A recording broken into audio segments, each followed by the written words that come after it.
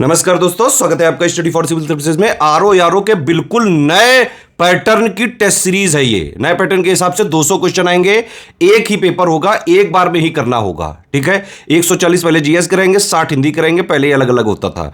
ये test series बिल्कुल latest trend pattern के हिसाब से है।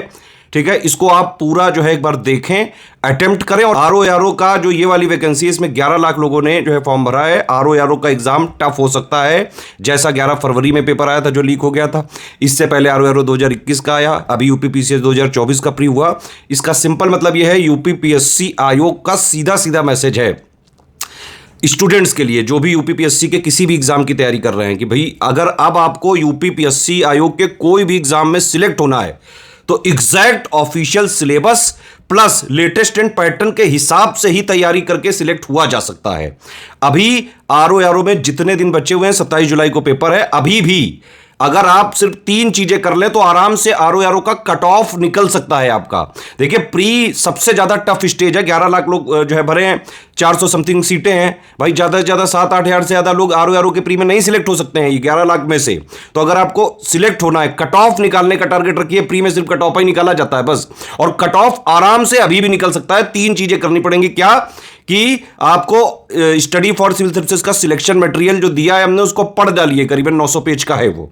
ठीक है, रिकॉर्डेड वीडियोस जो दिए गए पेड ग्रुप में, उनको देख डालिए। पढ़ाई इससे करनी है आपको। और एससीएस का पेड क्विज और एससीएस की टेस्ट सीरीज से प्रैक्टिस अगर आप करें, जितने दिन बचे हुए हैं अभी, ये 3 चीजें अगर आप कर लें तो चाहे जैसा पेपर आ जाए, easy, moderate, tough, analytical, conceptual, lengthy, factual, आप आराम से हर हाल में आरओ का जो ये एग्जाम होने वाला है 27 जुलाई को, उसमें कट ऑफ क्लियर कर सकते हैं। जो पहले पेपर हुआ था 2023 का, जो 11 फरवरी को, उसमें भी अगर आप देखें, पेपर लीक भले हुआ था लेकिन पेपर बहुत अच्छा बनाया गया था, और उसमें स्टडी फॉर सिविल सर्विसेज से करीबन 160 क्वेश्चन आए थे। अभी यूपीपीसीएस 2024 का जो नया पैटर्न के हिसाब से एग्जाम हुआ है, उसमें आप देख सकते हैं स्टडी फॉर सिविल सर्विसेज के 150 में से जो है 120 क्वेश्चन आए हैं, जो कि कट ऑफ निकालने से बहुत ज्यादा है। तो आरओ के सीरियस एस्पिरेंट को इस पे ध्यान देना चाहिए। ये नए पैटर्न की टेस्ट सीरीज आप जरूर लगाएं। और अगर जो कोई पेड ग्रुप हमारा ज्वाइन कर सकता है, स्ट्रिक्टली ज्वाइन करके उसको एग्जाम तक फॉलो करें। जो नहीं भी कर सकता है, यहां पे फ्री चैनल में हम कई सारी चीजें आपको दे रहे हैं। पीवाईक्यू के पापा दे दिए, टेस्ट सीरीज यहां से चालू हो रही है। ठीक है, इसके अलावा UP budget, union budget, miscellaneous पापा सब मिलेगा आपको। जून एंड से पहले सब मिल जाएगा। यूपी पीसीएस 2025 की बिल्कुल शुरुआत से सिलेक्शन तक की तैयारी के ग्रुप हमारे चल रहे हैं। 12 अक्टूबर को एग्जाम होने वाला है। उसमें अगर आपको प्री में, देखिए, चाहे आरओ चाहे पीसीएस हो, सिर्फ कट ऑफ आपको निकालना है। तो कट ऑफ अगर प्री में निकालना है, स्टडी फॉर सिविल सर्विसेज का सिलेक्शन मटेरियल से पढ़ लो। रिकॉर्डेड वीडियोस जो देंगे वो देख लेना। एससीएस पेड क्विज और टेस्ट सीरीज, इससे प्रैक्टिस कर लो। देखिए, एससीएस टेस्ट सीरीज और एससीएस पेड क्विज से अगर कोई इसी से प्रैक्टिस कर ले तो आपको करीबन 40 से 50% क्वेश्चन तो इसी से सॉल्व हो सकते हैं। ठीक है, चलो अब देखो। नमस्कार। आरओ में अब 200 क्वेश्चन आएंगे, बिल्कुल नए पैटर्न पे। जैसा पेपर आपका 27 जुलाई 2025 को आ सकता है, उसी पैटर्न पे पेपर प्रैक्टिस करने के लिए ये टेस्ट सीरीज जरूर लगाइए। कोई भी सजेशन हो, कोई भी फीडबैक हो, आप कमेंट सेक्शन में कमेंट कर सकते हैं, और अपना स्कोर जरूर से जरूर कमेंट करके बताइए। फॉलो करते रहिए study for civil services. All the very best. हाँ जी, UPPSC RO re exam prelims 2023-24 के लिए टेस्ट नंबर 14 होने वाला है। ये हमारे फुल लेंथ टेस्ट की सीरीज चल रही है। आप लोग महत्वपूर्ण अनुदेश यहाँ से पढ़ सकते हैं। हिंदी और इंग्लिश दोनों में ही प्रिंटेड है। बिल्कुल रियल टाइम एग्जामिनेशन जैसे क्वेश्चंस कराने की आपको कोशिश जारी है। पहला क्वेश्चन देखेंगे, यूपी बजट से संबंधित है। उत्तर प्रदेश बजट 25-26, मुख्यमंत्री कन्या सुमंगला योजना के तहत 700 करोड़ रुपए जो हैं आवंटित किए गए हैं।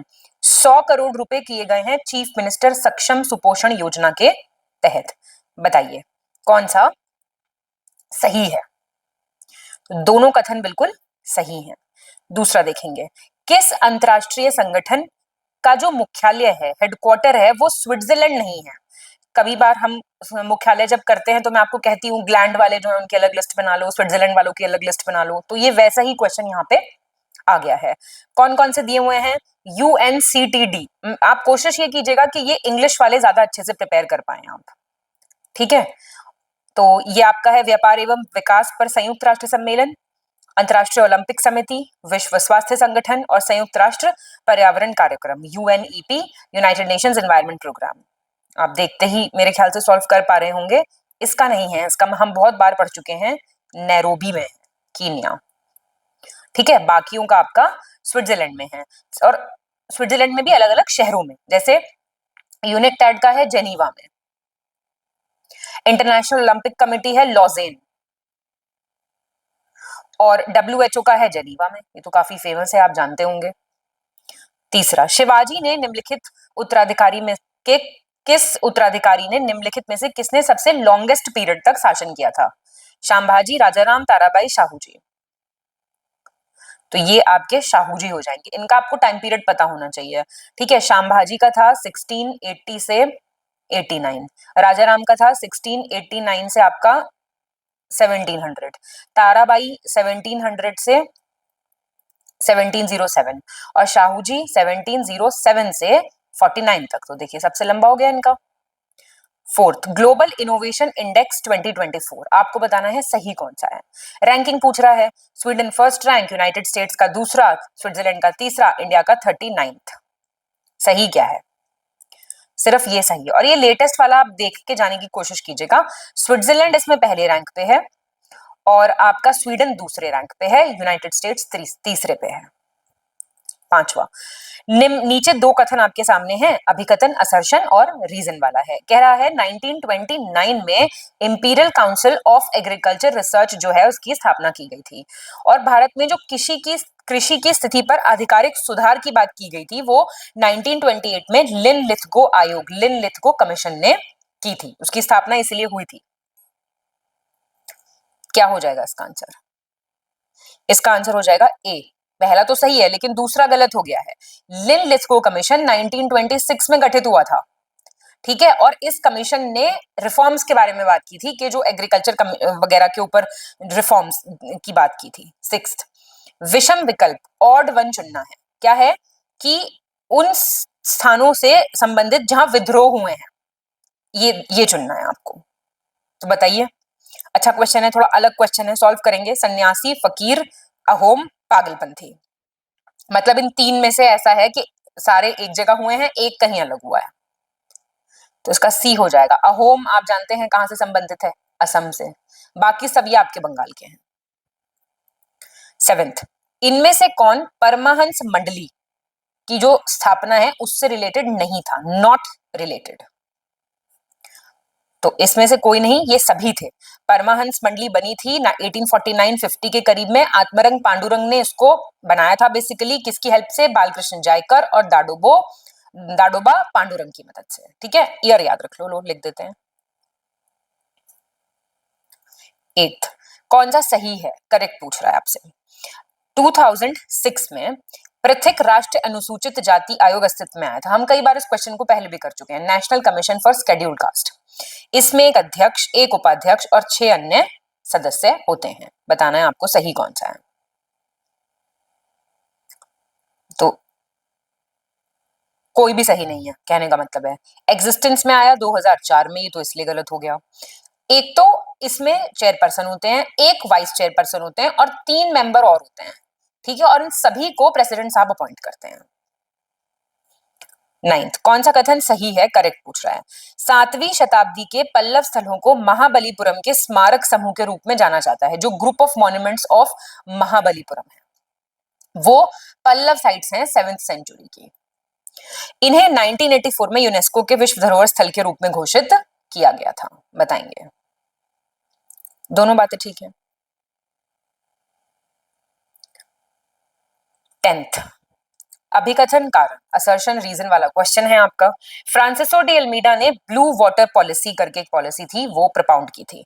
फ्रांसिसो डी अल्मीडा को भारत में एक ऐसा पुर्तगाली किला स्थापित करने का निर्देश दिया गया था, एक ऐसा फोर्ट बनाने के लिए कहा गया था जिसका लक्ष्य था रक्षा करने के साथ साथ हिंद महासागर के व्यापार पर पुर्तगाली नियंत्रण भी स्थापित करना, पोर्चुगीज कंट्रोल ले आना इंडियन ओशन की ट्रेड में। आंसर ए सही है, आर गलत है।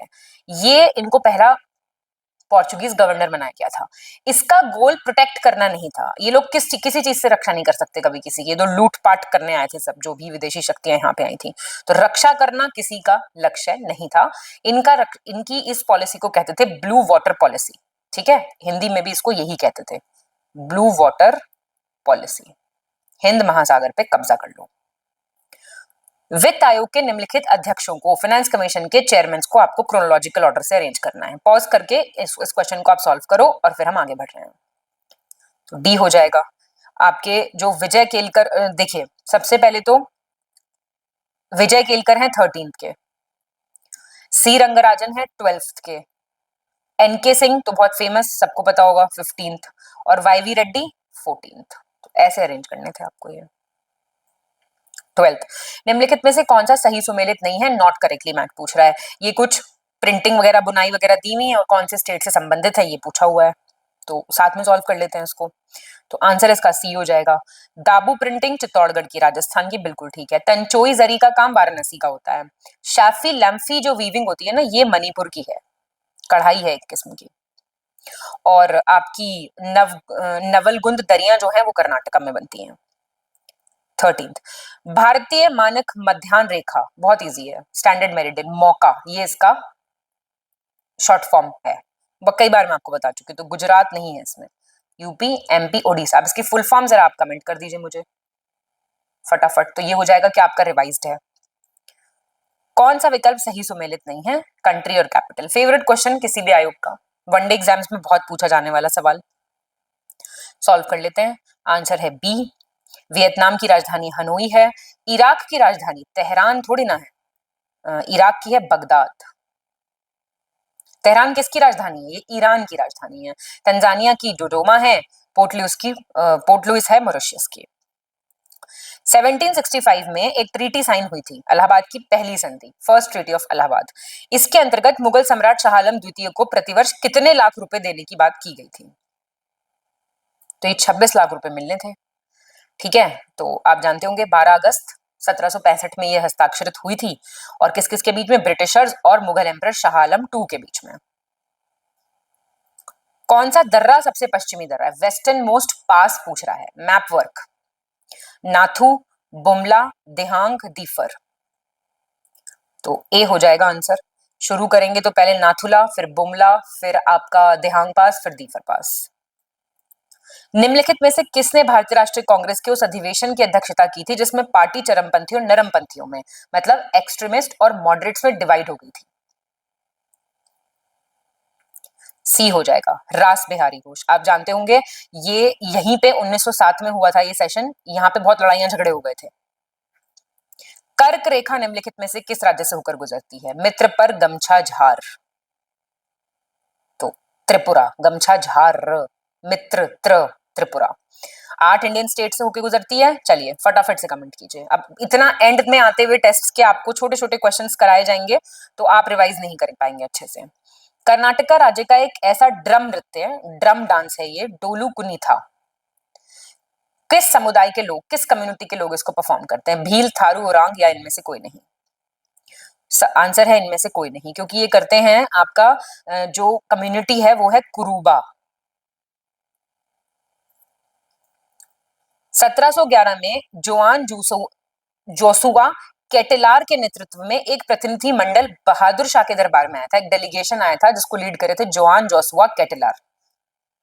तो ये कौन थे, मतलब कहां से आए थे ये डच थे। 21 देखेंगे, आपको मिलान सही करना है, थिएट्रिकल आर्ट्स, नाट्य कला को उनके कंसर्न स्टेट से मैच करना है। पॉज कीजिए, उसको सॉल्व कीजिए। सी है क्योंकि इसका आंसर। तो भानपाथेर बहुत फेमस जम्मू कश्मीर का, ओजापल्ली असम का है, और बुरा कथा आपका आंध्र प्रदेश का है, कृष्णट्टम केरला का है। प्रसिद्ध लेखक विलियम इरविन के अनुसार निम्नलिखित में से कौन मुगल दरबार के एक समूह हिंदुस्तानी दल करके एक ग्रुप होता था, वो किससे रिलेटेड था according to the writer William Irvine. Sayyid brothers, Nizamul Mulk, Amin Khan, Zakariya Khan. तो ये सैयद बंधुओं से संबंधित था क्या, जो 4 चीफ होते थे, इनके बहुत सारे ग्रुप होते थे मुगल कोर्ट में, तो उन्हीं में से 4 ग्रुप होते थे जिनको जो तुर्रानी, ईरानी, अफगानी, हिंदुस्तानी कहते थे। जो तुर्रानी ग्रुप था उसमें निजामुल मिल्क थे, अमीन खान थे और जकारिया खान थे, और सैयद ब्रदर बहुत इंपॉर्टेंट थे हिंदुस्तानी दल के। 23, उत्तर प्रदेश राज्य का निम्नलिखित में से कौन सा जिला जनगणना 2011 के अनुसार जनगणना घनत्व के मामले में टॉप पे है, पॉपुलेशन डेंसिटी में नंबर 1 पे है, कौन सा है जिला। तो इसमें से वो जिला कोई नहीं है, आजमगढ़ नहीं है, प्रयागराज नहीं है, मुजफ्फरनगर नहीं है, वो है आपका गाजियाबाद। 3979 है यहाँ की पॉपुलेशन डेंसिटी। कौन सा विकल्प सही सुमेलित नहीं है, नॉट करेक्टली मैच? प्राचीन नाम और अभी का नाम पूछ रहा है, देख लीजिए। तो कोटि वर्ष का आपका बानगढ़ है, ख्वाजरिम आपका है तुर्कमेनिस्तान। ठीक है, तो हमारा आंसर क्या हो जाएगा? ख्वाजरिम। रेवती द्वीपा आपका ये है गोवा, और उत्कल तो नाम से पता चल रहा होगा, उत्कल एक्सप्रेस भी चलती है ट्रेन उड़ीसा। 25। उत्तर प्रदेश की जनगणना 2011 के अनुसार निम्न में से किस जिले की दशकीय वृद्धि दर, आपका डेकेडल ग्रोथ रेट सबसे कम है? कानपुर नगर, हमीरपुर, बागपत या फतेहपुर? तो इसमें से कानपुर नगर का सबसे कम है। कौन सा कथन सही है? स्वामी दयानंद पहले व्यक्ति थे, he was the first person जिन्होंने वर्ड यूज करा स्वराज। स्वामी दयानंद पहले व्यक्ति थे जिन्होंने हिंदी को राष्ट्रभाषा के रूप में एज नेशनल लैंग्वेज एक्सेप्ट किया था। बहुत बढ़िया, दोनों बातें बिल्कुल ठीक है। 27। निम्नलिखित में से कौन सा विकल्प सही सुमेलित नहीं है, नॉट करेक्टली मैच्ड? ये आपसे कुछ एयरपोर्ट्स दिए हुए उनकी जगह पूछ रहा है। तो लाल बहादुर शास्त्री इंटरनेशनल एयरपोर्ट कहाँ पे है? वाराणसी में है। पंडित दीनदयाल उपाध्याय एयरपोर्ट, जिसको खेरिया एयरपोर्ट भी कहते हैं, ये कहाँ पे है? आगरा। तो आंसर क्या हो जाएगा? बी।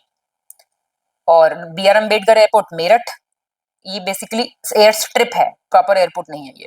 और जेवर एयरपोर्ट गौतम बुद्ध नगर नोएडा। चमकौर का युद्ध, बैटल ऑफ चमकौर, किसके और मुगल सेना के बीच लड़ा गया था 1705 में? अर्जुन देव, गोविंद सिंह, तेग बहादुर, इनमें से कोई नहीं। तो ये गोविंद सिंह जी, ठीक है, 1705। इसमें जो दो बच्चे इनके बचे थे गोविंद सिंह जी के, अजीत सिंह और जुझारू सिंह, उनकी भी डेथ हो गई थी। 29। नमूना पंजीकरण प्रणाली आंकड़ा report, sample registration system data report के अनुसार मई 2022 आपको गलत चुनना है। इंडिया का birth rate, death rate, infant mortality rate देखिए एक बार। तो गलत इनमें से कोई नहीं है। सेवा समिति बॉय स्काउट्स एसोसिएशन, सेवा समिति बॉय स्काउट्स एसोसिएशन, आपको बताना है कौन सा करेक्ट है। इसकी स्थापना प्रयागराज में हुई, 1914 में हुई, श्री राम वाजपेयी ने की। तो बिल्कुल सही है ये, तो आपका एक प्रिपेयर हो गया। अगर आप नहीं जानते हैं तो, जानते हैं तो बहुत अच्छी बात है, ये क्वेश्चन अगर आपका ठीक हो गया है तो। 31। उत्तर प्रदेश बजट 2025-26 के संबंध में आपको सही विकल्प चुनना है, करेक्ट ऑप्शन चुना। सीतापुर जिले में नैमिषारण्य में वेद विज्ञान केंद्र की स्थापना के लिए 150 करोड़ रुपए एलोकेट किए गए हैं, ठीक है जी। और चित्रकूट में पर्यटन अवसंरचना के विकास हेतु 50 करोड़ रुपए, किस चीज के लिए? टूरिज्म इंफ्रास्ट्रक्चर डेवलपमेंट करने के लिए। उत्तर प्रदेश सरकार ने 2029 तक प्रदेश को $1 ट्रिलियन की इकोनॉमी बनाने का टारगेट सेट किया है। क्या पूछ रहे हैं, कौन सा सही है? आंसर क्या हो जाएगा? डी, दूसरा और तीसरा ठीक है। पहला क्यों गलत हो गया? पहला इसलिए गलत हो गया, जो ये टूरिज्म डेस्टिनेशन डेवलपमेंट स्कीम चलाई जा रही है ना, इसके लिए 400 करोड़ रुपए का प्रावधान किया, उसमें से 150 करोड़ रुपए में टूरिज्म फैसिलिटीज एस्टेब्लिश की जाएंगी, और बाकी 125 में इंफ्रास्ट्रक्चर फैसिलिटी डेवलप की जाएंगी मथुरा में। 100 करोड़ रुपए का आवंटन है नैमिषारण्य के लिए। 32। निम्नलिखित प्रसिद्ध इतिहासकारों में से किसने 1765 से 1772 तक की अवधि को डाकू राज्य कहकर संबोधित किया है? द डेकॉइट स्टेट कहा था, बताइए किसने कहा था? Anthony Sampson, W C. Archer, K M. Panikkar, H N. Kunzru. तो ये के.एम. पानिकर ने कहा था। कौन सा कथन सही है, करेक्ट पूछ रहा है? पश्चिम बंगाल में स्थित सुंदरवन आर्द्र भूमि क्षेत्र भारत का सबसे बड़ा रामसार स्थल है, जो Sundarban wetland area, it is the largest Ramsar site in India. Punjab में स्थित रेणुका जो है वो सबसे छोटा है। क्या कह रहे हैं हम? ए ठीक है। देखिए सुंदरबंस जो है वो काफी बड़ा है, रेणुका पंजाब में है ही नहीं, हिमाचल प्रदेश में है सबसे छोटा, मतलब सिर्फ 0.2 स्क्वायर किलोमीटर इसका एरिया है। 34। दो कथन दिए हैं, असर्शन रीजन आपको सेम सॉल्व करना है। डचों ने 1650 के दशक में डच कंपनी ने कासिम बाजार में स्वयं का सिल्क व्हील उद्योग, सिल्क व्हील इंडस्ट्री वहां पे इन्होंने स्टैब्लिश की थी। डचों ने मसालों की उपेक्षा भारतीय वस्त्रों के निर्यात को अधिक महत्व दिया था, ज्यादा जो एक्सपोर्ट करते थे वो इंडियन क्लोथ्स को करते थे एज कंपेयर टू स्पाइस। तो ये बातें दोनों सही हैं। ठीक है, जो ये इंडियन क्लोथ्स थे ये एक्सपोर्ट होते थे कोरोमंडल कोस्ट से, आपके बंगाल से, गुजरात से। 22 जून 1665 क्या हुआ था?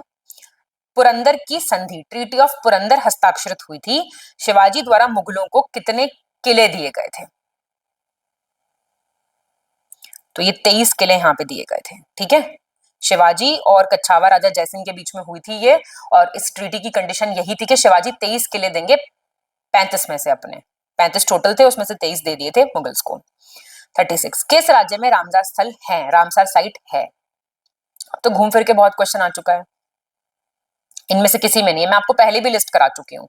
ठीक है ना, देखो झारखंड में, फिर से रिवाइज कर लो, नागालैंड में, तेलंगाना में, छत्तीसगढ़ में, अरुणाचल प्रदेश में, मेघालय में और सिक्किम में। सिक्किम, यहाँ पे कोई रामसार स्थल नहीं है। 37 निम्नलिखित घटनाओं पर विचार कीजिए और इनको क्रोनोलॉजिकली कालानुक्रम अनुसार व्यवस्थित कीजिए। पॉज कीजिए और इसको सॉल्व कीजिए आप क्वेश्चन को। आंसर ए है, गांधी इरविन पैक्ट कब साइन हुआ? Very famous, 1931। Simon commission Bharat कब आया? 1928। काकोरी ट्रेन वाला कब हुआ? 1925। और दांडी मार्च कब से शुरू हुई थी? 12 मार्च 1930 से। 38 निम्नलिखित में से कौन सा विकल्प सही सुमेलित नहीं है? प्राचीन काल में प्रचलित प्रमुख शब्दों से संबंधित कीवर्ड्स जो प्रिवेलेंट थे एंशिएंट टाइम्स में। तो कोलिक क्या था? बुनकर था, वीवर था। कौशे किसको बोलते थे? कौशे बोलते थे सिल्क से बने कपड़ों को, सिल्क के वस्त्र, रेशमी वस्त्र। और गोलिक कौन होता था? चरवाहा होता था। गृहपति, धनी, किसान, ये भी ठीक है बिल्कुल।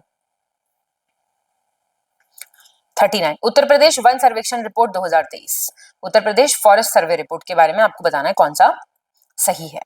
वन आवरण कितना है? 1505.80 किलोमीटर। वन आवरण कुल भौगोलिक क्षेत्रफल का कितना है? फॉरेस्ट कवर जो है वो कितना है? 6.2% है, तो 24% है टोटल जोग्राफिकल एरिया का।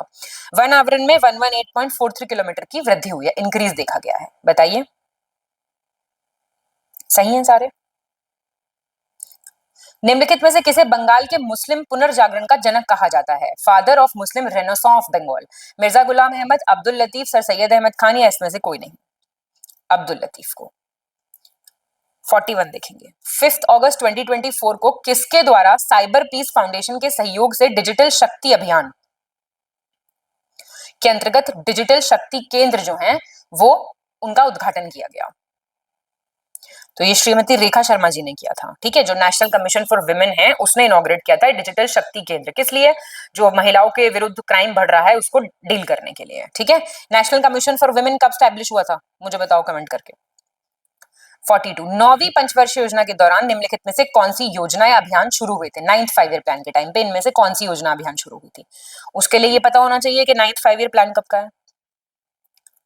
तो देखिए इसमें से कोई नहीं शुरू हुए थे। पहली चीज तो बता देते हैं आपको, 9th 5 ईयर प्लान था आपका 1997 से कब तक होगा? 2002 तक होगा। और अन्नपूर्णा योजना है आपकी 2000 की, 2001 की। ठीक है, नॉट बीन स्टार्टेड मतलब ये सारे हुए थे, सॉरी। स्वर्ण जयंती है आपका 1999 का, सर्व शिक्षा है आपका 2000 का। तो ये सभी 9वीं पंचवर्षीय योजना के टाइम पीरियड के ही हैं। 43 सही आपको मिलान करना है सिटी और उनके फाउंडर्स। पॉज कीजिए, सॉल्व कीजिए। ए हो जाएगा आंसर। मान्यखेट, अमोघवर्ष, वातापी पुलकेशन 1, प्राचीनगर, खरवेल और पाटलिपुत्र उड्डयन। 44 उत्तर प्रदेश बजट 2025-26 के संबंध में आपको बताना है कौन सा कथन सही नहीं है, नॉट करेक्टली मैच्ड। ठीक है, उत्तर प्रदेश सैनिक स्कूल लखनऊ के निर्माण के लिए कितने रुपए रखे गए हैं? 125 करोड़। मुख्यमंत्री प्रशिक्षुता प्रोत्साहन योजना जो चीफ मिनिस्टर अप्रेंटिसशिप प्रोग्राम होता है उसके लिए 100 करोड़। और डिजिटल लाइब्रेरी बनाई जाएगी एक अत्याधुनिक, उसके लिए 80 करोड़। और अन्नपूर्णा भवन के लिए 200 करोड़। बताइए कौन सा गलत हो गया? पहला गलत हो गया। तो पहला क्यों गलत हुआ? क्योंकि ये 25 करोड़ का है, 125 खाली नहीं है। ठीक है, 45 निम्नलिखित में से किस पुस्तक में 1857 का जो रिवोल्ट है उसको प्लान्ड फ्रीडम स्ट्रगल यानी सुनियोजित स्वतंत्रता संग्राम कहा गया? India wins freedom, the Indian struggle, freedom at midnight, या इसमें से कोई नहीं? इसमें से कोई नहीं है। एक किताब है बहुत फेमस वीडी सावरकर की, क्या नाम है किताब का? The Indian war of independence. ठीक है, 1909 में किताब लिखी थी ये। इसमें कहा गया था रिवोल्ट ऑफ 1857 को प्लान्ड फ्रीडम स्ट्रगल। 46 COP 26 की बात हो रही है। कह रहा है कौन सा सही है। ये वही आ गया क्वेश्चन, हम पहले भी कर चुके हैं इसको सॉल्व। इसके टारगेट आपको ध्यान रखने हैं। तो वर्ष 2030 तक भारत की गैर जीवाश्म ईंधन ऊर्जा को कितना करना है? Non fossil fuel energy capacity को 500 गीगावाट करना है बाय 2030। 2030 तक ही 50% ऊर्जा आवश्यकताओं को अक्षय ऊर्जा से यानी रिन्यूएबल एनर्जी से पूरा करना है और 2050 तक शुद्ध शून्य कार्बन उत्सर्जन के लक्ष्य को प्राप्त करना है। नेट जीरो कार्बन एमिशन का टारगेट। पहला और दूसरा सही है। देखिए तीसरा क्यों गलत हुआ? मैंने आपको कहा था आप ईयर याद कर लो। ठीक है, 2050 कुछ भी नहीं है इसमें, ये 2070 होगा। बस इतना याद कर लो। 47 महाजनपद और उनकी राजधानियां, कैपिटल्स आपको मैच करनी है। फिर से वही करना आपको, पॉज एंड सॉल्व। तो बी सही हो जाएगा ये। तो आपका सुरसेन है, आपका मथुरा, और कुरु इंद्रप्रस्थ, अवंती माहिष्मति, जय माहिष्मति, अश्मक पोतन। ये तो है बाहुबली वाला। 48 भारत वन स्थिति report 2023 India state of forest report 2023 के अनुसार आकलन की तुलना में किस राज्य में मैंग्रोव वन सबसे में कम हुए हैं? मतलब मैंग्रोव जो वन है उसमें मैक्सिमम डिक्लाइन देखा गया है। कहां देखा गया है? तो गुजरात में बहुत डिक्लाइन देखा गया है। ठीक है, सबसे ज्यादा डिक्लाइन गुजरात में देखा गया है। कौन सा विकल्प सही है? करेक्ट कौन सा है? डायनेस्टी और उनके फाउंडर। तो ककातिया, रुद्रवन। ठीक है, तो आंसर क्या हो गया? ए हो गया हमारा। उत्पल के कौन थे? अवंतीवर्मन। मैच कर देते हैं इनको ऐसे। होयसल के विष्णुवर्धन और पल्लव सिंहवर्मा। ठीक है, इसलिए गलत हुए हैं ये हमारे। 50 16 अगस्त 2024 को किसके द्वारा कृषि रूपांतरण के लिए डिजिटल भूस्थानिक मंच कृषि निर्णय सहायता प्रणाली KDSS नाम है इसका पूरा, कृषि डिसीजन सपोर्ट सिस्टम, इस पोर्टल का अनावरण किया? किसने किया? तो ये किया श्री भागीरथ चौधरी जी ने। ठीक है, ये एक जियो स्पेशियल प्लेटफॉर्म है, भूस्थानिक प्लेटफॉर्म है, विशेषकर जो इंडियन एग्रीकल्चर है उसके लिए डिजाइन किया गया है। और ये एक उपग्रह आधारित भूस्थानिक मंच है जो किसानों को अलग अलग इंफॉर्मेशन देगा, वेदर के बारे में, अनाज का स्तर क्या है, नामांकन, स्वास्थ्य, दस्तावेज भंडारण, ये सब। ठीक है। 51 निम्नलिखित में से कौन सा विकल्प सही सुमेलित नहीं है? Not correctly matched. देखिए उपनाम दिए हुए हैं कुछ, और किसको ये उपनाम दिए गए थे ये सॉल्व करेंगे। तो गलत कुछ नहीं है इसमें से। ठीक है, आदिवरह मिहिरभोज, जनेन्द्र यशोधर्मन, नरेंद्र गुप्त, शशांक और धर्म महाराज प्रवरसेन वन। 52 नवीनतम खनिज data, latest mineral data 2024 incorrect बताना है। भारत जो है वो विश्व का दूसरा सबसे बड़ा, सेकंड लार्जेस्ट जो है वो सीमेंट प्रोड्यूसर है, और थर्ड लार्जेस्ट, तीसरा सबसे बड़ा सामान्य नमक उत्पादक है, कॉमन सॉल्ट प्रोड्यूसर। और राजस्थान के पास सबसे ज्यादा तांबा का, कॉपर के भंडार है, ओर के, अयस्क की बात हो रही है यहाँ पे। बताइए, तो इसमें से कोई गलत नहीं है, ये सब बिल्कुल ठीक है। 53 सही आप मिलान कीजिए, पॉज एंड सॉल्व। पुरातात्विक स्थल और संबंधित नदियां दी हुई, किसके किनारे थे वो? सी हो जाएगा आंसर। कायठ आपका काली सिंध, मांडा आपका है चेनाब, उरायूर है कावेरी, और बगौर है कोठारी नदी, इसको बानस नदी भी कहते हैं। 54 चोल साम्राज्य के बारे में आपको बताना है, चोल एम्पायर के बारे में कौन सा सही है। ये कह रहा है संस्थापक विजयलय थे, और वास्तविक संस्थापक राजराज वन, रियल फाउंडर, और अंतिम संस्थापक लास्ट फाउंडर राजेंद्र III। तो ये आपकी बातें सही हो गई सारी। 55 नवीनतम खनिज डेटा 2024 आपको बताना है इनकरेक्ट। मिनरल और उसके उत्पादन में प्रथम स्टेट दिए हुए हैं, तो कौन सा गलत हो गया ये बताना है आपको। तो सिर्फ सी गलत है। डायमंड में MP है टॉप पे, पन्ना सिर्फ पन्ना में है, यहाँ पे पन्ना की तमन्ना है कि हीरा उसको मिल जाए, तो मिला हुआ है हीरा। गोल्ड कर्नाटका है, ग्रेफाइट जो नेचुरल है वो उड़ीसा है टॉप पे, तो हमारा आंसर इसलिए ये हुआ है। और लाइमस्टोन आपका राजस्थान। 56 स्कंदगुप्त का निम्नलिखित में से कौन सा अभिलेख उत्तर प्रदेश राज्य में नहीं है? Which inscription is not located in the state of UP? तो सूपिया अभिलेख नहीं है यूपी में, सूपिया अभिलेख आपका पड़ता है रेवा में। बाकी भी देखेंगे, भीतरी है आपका गाजीपुर में, कहोम करके जो है आपका गोरखपुर में है, इंदौर वाला आपका बुलंदशहर में है। निम्नलिखित में से कौन सी भाषा 1992 के 71st कॉन्स्टिट्यूशनल अमेंडमेंट से जो है 8वीं अनुसूची में शेड्यूल में जोड़ी गई थी?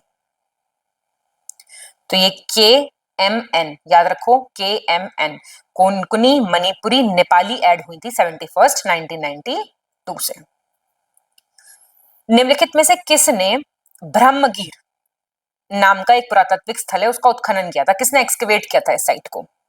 काशीनाथ नारायण दीक्षित, यज्ञदत्त शर्मा, जियान फ्रैंकोइस जैरेज, मॉर्टिमर व्हीलर।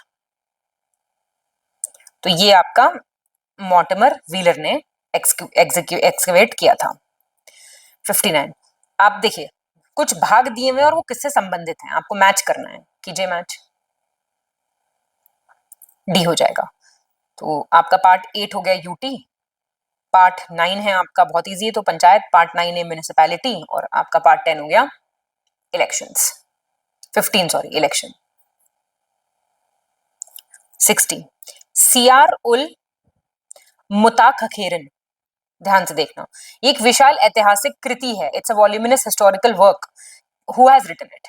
राइटर का नाम पूछ रहे हैं। तो ये सैयद गुलाम हुसैन तबताबाई। कौन सा कथन सही है, करेक्ट है पूछ रहा है? यूपी में देवनागरी लिपि में लिखी गई हिंदी 1947 में राजकीय भाषा ऑफिशियल लैंग्वेज डिक्लेयर हुई थी। राजकीय भाषा हिंदी का प्रयोग राज्य के समस्त कार्यालयों में 26 जनवरी 1968 से अनिवार्य कर दिया गया था कि हर ऑफिस में ये मैंडेटरी है। बताएंगे?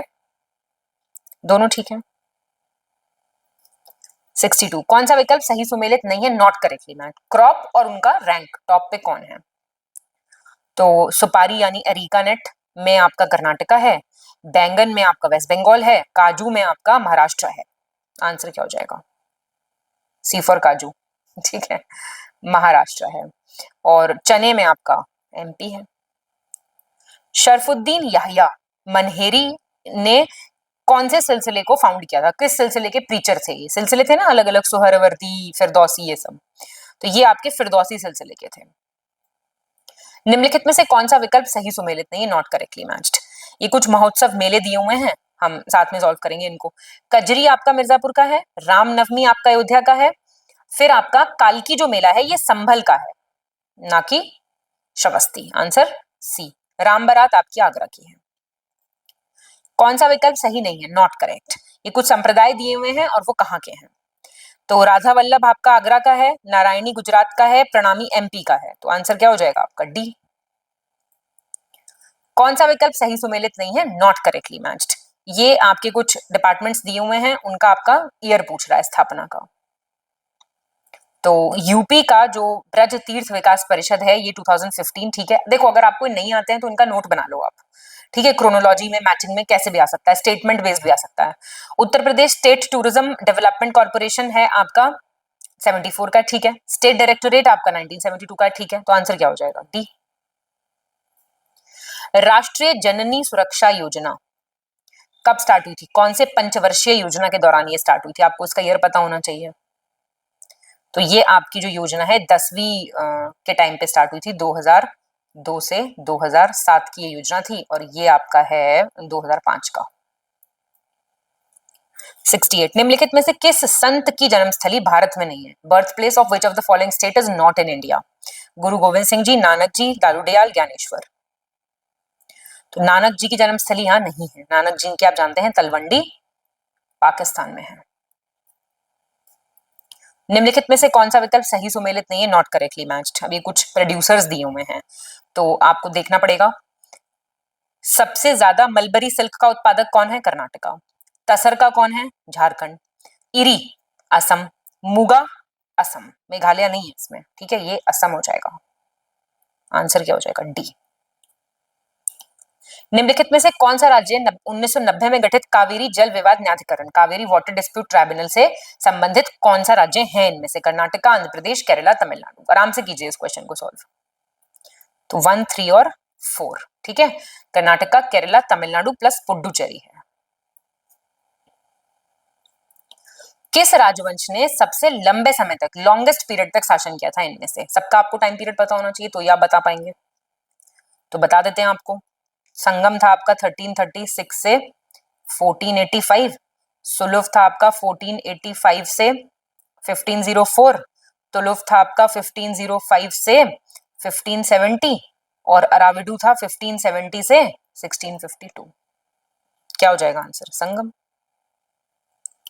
कौन सा सही है? करेक्ट। कृष्णदेव राय ने नागलपुर का निर्माण कराया, ठीक है, नागलपुर करके जो जगह है। देवगिरी को कुबत्तुल इस्लाम का नाम दिया गया था। सही बातें हैं दोनों।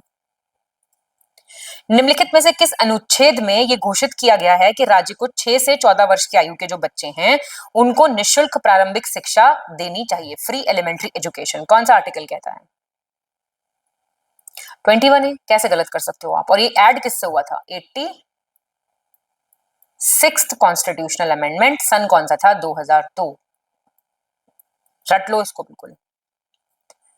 बहामनी साम्राज्य के एक उत्तराधिकारी राज्य बीजापुर को निम्नलिखित में से किस मुगल शासक के शासनकाल के दौरान मुगल साम्राज्य में मिला लिया गया था?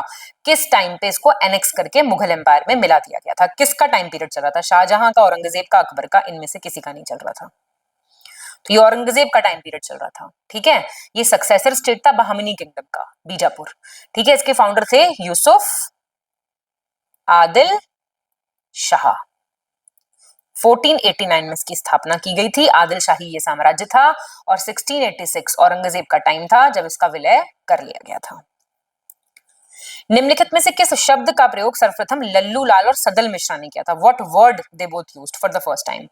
खड़ी बोली, बुंदेली बोली, बघेली बोली, भोजपुरी बोली? खड़ी बोली। 76 निम्नलिखित में से किसे 22 दिसंबर 1949 को संविधान सभा द्वारा, कॉन्स्टिट्यूएंट असेंबली द्वारा अडॉप्ट किया गया था? क्या अडॉप्ट किया था इसमें से? नेशनल फ्लैग, एंथम, सॉन्ग, या इसमें से कुछ नहीं? तो इसमें से कुछ नहीं किया था। देखो, फ्लैग था जुलाई, रट लो बिल्कुल, 1947, यही याद कर लो सारे। ये था आपका जनवरी 24, 1950 और राष्ट्रगीत था आपका सेम, ठीक है। तो ये प्लीज इंपॉर्टेंट है, याद रखना। 77 प्रसिद्ध ख्याल गायक भीमसेन जोशी निम्नलिखित में से किस घराने से संबंधित हैं? लखनऊ, बनारस, किराना, प्रयाग? ये हैं आपके किराना घराना से। प्रांतों में द्वैध शासन को समाप्त करके केंद्र में द्वैध शासन लागू किया गया था। इससे संबंधित प्रावधान किस अधिनियम से जोड़े गए थे? तो दोनों हिंदी में दिया हुआ है, कोई बात नहीं। ये बात हो रही है आपके डुअल गवर्नमेंट की, मतलब प्रोविंसेस में से हटा के सेंटर में डाला गया था, डायरकी की बात हो रही है ये। तो ये इसमें से कोई नहीं है, वो अधिनियम था आपका गवर्नमेंट ऑफ इंडिया एक्ट 1935, ठीक है। 79 निम्नलिखित में से कौन सा विटामिन जल में घुलनशील विटामिन नहीं है, वाटर सॉल्युबल नहीं है? कितनी बार कर चुके हैं हम ये क्वेश्चन? तो इसमें से कोई नहीं। देखिए, 9 वाटर सॉल्युबल विटामिन मिलेंगे आपको, जो बी विटामिन होते हैं वो, ठीक है। तो फोलेट क्या होता है? फोलेट आपका क्या होता है? B9 होता है। थायमीन क्या होता है? B1 होता है। राइबोफ्लेविन क्या होता है? B2 होता है। ऐसी niacin, vitamin B3, pantothenic acid vitamin B5, biotin vitamin B7, pyridoxine vitamin B6, cobalamin B12 और एस्कॉर्बिक एसिड विटामिन C, ये घुलनशील हैं वाटर में। निम्नलिखित में से कौन सा उपकरण विद्युत ऊर्जा को ऊष्मा ऊर्जा में परिवर्तित करता है, मतलब इलेक्ट्रिकल एनर्जी को हीट में? कौन सा करता है इसमें से? Bulb, CFL, heater, LED? Heater करता है। बल्ब, CFL और एलईडी किसमें करते हैं? इलेक्ट्रिकल एनर्जी को लाइट एनर्जी में कन्वर्ट करते हैं, जो बाकी के ऑप्शंस दिए हुए हैं, ठीक है। विद्युत ऊर्जा से प्रकाश ऊर्जा। 81 कौन सा सही है कह रहा है? करेक्ट कौन सा है? सर BN राव को संविधान सभा के संवैधानिक सलाहकार के रूप में, कॉन्स्टिट्यूशनल एडवाइजर के रूप में अपॉइंट किया गया था और SN मुखर्जी सेक्रेटरी थे, कॉन्स्टिट्यूएंट असेंबली के सचिव थे। बताओ, पहला सही है, दूसरा क्यों गलत हुआ? SN मुखर्जी जो थे वो चीफ ड्राफ्ट्समैन थे, समझ रहे हैं, मुख्य प्रारूपकार थे। HVR अयंगर थे सचिव। मिलान करो, आगे देखो। अभी ऊपर सारे, अभी जस्ट 1 मिनट पहले मैंने सारे बोल के बताए आपको, पहले वीडियो पीछे करके देख लो, ऐसा कर लो। तो आसान क्वेश्चन आ गया कि नहीं? नायासिन क्या है अभी तो बताया था, B3। बायोटिन क्या है, B7। पायरोक्सिन क्या है, विटामिन B6। और कोबालामाइन क्या है, B12। अभी जस्ट कराया ये। गलत चुनना आपको, इनकरेक्ट ऑप्शन। तो वो कहां से हमने कौन सा प्रावधान बोरो किया है ये पूछ रहा है ये। तो अमेरिकी कॉन्स्टिट्यूशन से फंडामेंटल राइट्स लिए हैं, ठीक है। ऑस्ट्रेलिया से क्या लिया है, कॉन्करेंट लिस्ट लिया है। रूस के संविधान से क्या लिए, फंडामेंटल ड्यूटी लिए है। तो आंसर क्या हो जाएगा, डी हो जाएगा, कोई गलत नहीं है। 84। निम्नलिखित में से किस माध्यम का अपवर्तनांक सबसे कम है, कौन सा मीडियम का लोएस्ट रिफ्रैक्टिव इंडेक्स है, water, crown glass, flint glass या डायमंड। तो पानी का बहुत कम है इनमें से, 1.33 है पानी का। वहीं 1.52 क्राउन ग्लास का है, फ्लिंट का 1.65 है, और देखिए डायमंड का तो काफी है, 2.42। कौन सा विषय राज्य सूची में नहीं आता है, स्टेट लिस्ट में नहीं आता है, public order, education, agriculture, health. तो बी नहीं आता। आप जानते हैं एजुकेशन जो है वो कॉन्करेंट यानी समवर्ती सूची, जो कि हमने कहां से ली है, अभी तो पढ़ के आए हो आप ऊपर, ऑस्ट्रेलिया से ली है। ऐसे याद किया करो चीजें कनेक्ट करके। सूर्य का लाल रंग सूर्योदय और सूर्यास्त के समय किस रंग के प्रकाश के न्यूनतम प्रकीर्णन के कारण प्रतीत होता है। जो रेड कलर दिखता है हमें सन का, सनराइज और सनसेट के दौरान, वो due to the minimal scattering of light of which colour. तो इसमें से कोई नहीं, क्यों, कौन से कलर का होगा आंसर, रेड होगा ना, विबग्योर। तो रेड हो गया, स्कैटरिंग जो होती है मिनिमम होती है इसकी। निम्नलिखित में से कौन सा विकल्प सही सुमेलित नहीं है, नॉट करेक्टली मैच पूछ रहा है फिर से। अब देखो लाइंस आ गई सारी, पढ़ो इनको। मैकमोहन लाइन किस किस के बीच में, इंडिया चाइना के बीच में। ड्यूरांड किस किस के बीच में, इंडिया अफगानिस्तान के बीच में। 9 डिग्री चैनल मिनिकॉय और लक्षद्वीप के बीच में। और आंसर क्या आपका 8 डिग्री चैनल। 8 डिग्री चैनल किसके बीच में, मालदीव्स और मिनिकॉय के बीच में। कंफ्यूजन ना रहे, इनको याद रखना, ठीक है, निकोबार नहीं होगा। 88। पश्चिम बंगाल के दार्जिलिंग जिले में स्थित न्योरा वैली, न्योरा घाटी 1986 में डैश घोषित किया गया था। क्या घोषित किया था इसको 1986 में, तो इसको एक नेशनल पार्क यानी कि राष्ट्रीय उद्यान घोषित कर रखा है। कौन सा कथन सही है कह रहा है, करेक्ट कौन सा है। अब फिर से ये आपके इंस्टीट्यूट्स आ गए हैं। तो सेंट्रल आंसर क्या हो जाएगा इसका, पहले देख लो, तीनों ठीक है। ये central institute of arid horticulture Bikaner में है, भारतीय सब्जी अनुसंधान संस्थान वाराणसी में है, राष्ट्रीय चावल शोध संस्थान national rice research institute Cuttack में है। कटक कहां पे है, उड़ीसा। 90 देखेंगे। निम्नलिखित में से कौन सा राज्य विंध्यन श्रेणी के अंतर्गत नहीं आता, does not come under the Vindhyan range. Gujarat, MP, Jharkhand, Chhattisgarh. तो झारखंड नहीं आता है। कौन सा विकल्प सही सुमेलित नहीं है, नॉट करेक्टली मैच्ड। अब ये कह रहा है कि मक्का जो है वो एक खरीफ फसल है, खरीफ क्रॉप है। क्या ये बात सही है, सही है बिल्कुल। और मक्का 3 फसलल ऋतु खरीफ, रबी और जायद में उगाया जाता है, मतलब तीनों में उगा सकते हैं इसको बेसिकली। मेनली तो खरीफ है लेकिन उगा सकते हो आप तीनों में, ये भी ठीक है। कह रहा है मक्का ब्राजील का पौधा है, भारत में ये पुर्तगाली लाए थे, पोर्चुगीज लेके आए थे। बताइए। जी नहीं, ऐसा नहीं है, ये आपका आंसर हो गया। ये अमेरिकन है मक्का, और पोर्चुगीज लाए थे, ये बात ठीक है। और इसका जो उपयोग है वो खाद्यान्न और चारे मतलब फूड और फॉडर दोनों के रूप में किया जाता है, बिल्कुल ठीक है। इसको कितना टेम्परेचर चाहिए होता है, 21 से 27 डिग्री सेल्सियस। और कितना इसको बारिश चाहिए होता है, तो 50 से 70 सेंटीमीटर, ये और याद रखना। 92। पूर्वी तटीय मैदान पर स्थित प्रमुख डेल्टा से संबंधित आपको बताना है, मतलब इसमें से कौन सा डेल्टा गलत दिया हुआ है, which is situated on the eastern coastal plain. बताइए। तो महानदी डेल्टा कहां पे है आपका, उड़ीसा, ठीक बात है।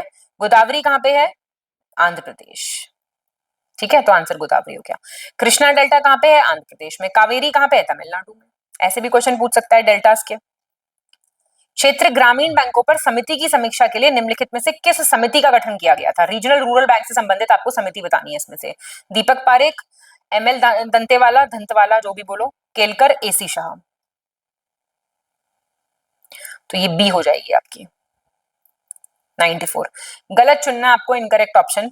ये कह रहा है, साथ साथ सॉल्व करेंगे और गलत देख लेंगे।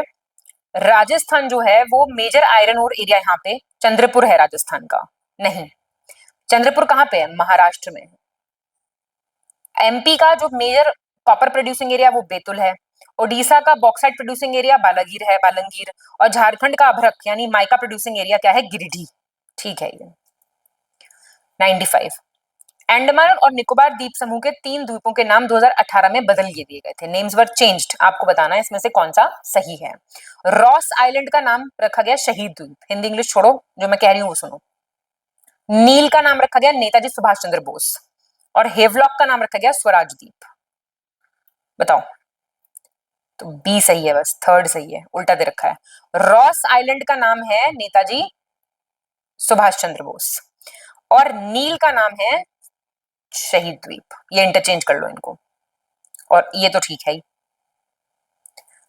2011 की जनगणना के अनुसार किस राज्य का अलीराजपुर जिला देश में सबसे कम साक्षरता वाला जिला है? मतलब लोएस्ट लिटरेसी रेट आपको मिलेगी यहाँ पे देखने को। कहाँ पे है ये जिला? एमपी में मिलेगा ये। और कितना है इसका? 37.22% है बस यहाँ पे लिटरेसी। निम्नलिखित में से कौन सी नदी बंगाल की खाड़ी में नहीं गिरती? Does not fall into bay of Bengal. Mandavi, Subarnarekha, Vaitarani, Brahmani. तो मांडवी नहीं गिरती है। मांडवी आप जानते हैं इधर गोवा वगैरह की तरफ है, तो कहाँ गिरेगी? अरेबियन सी में।